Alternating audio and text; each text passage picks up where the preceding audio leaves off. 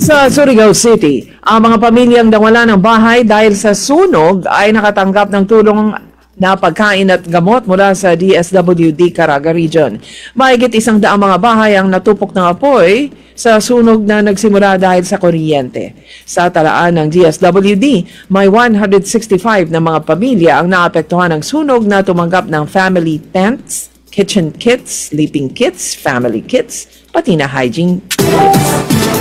Sa Alamitan, Basilan, inunsad naman ng local government unit ang libreng mass wedding program. Requirement para sa makapag-avail ng libreng kasal ay ang pagtatanim ng 10 puno.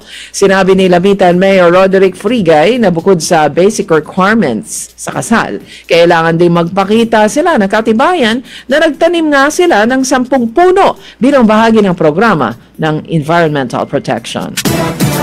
Sa Titay, Zamboanga, Sibugay, namahagi ang Department of Agriculture ng 2.4 million pesos na halaga ng mga kalabaw upang matulungan sila sa kanilang kabuhayan. Ang tumanggap ng mga kalabaw ay pararamihin at ibahagi sa iba pong mga magsasaka ang Titay East Corn Cluster Association. Ito naman ay sa ilalim ng Livestock Economic Enterprise Development o LEAD project ng National Livestock Program ng Department of Agriculture. Tigo, Mindanao!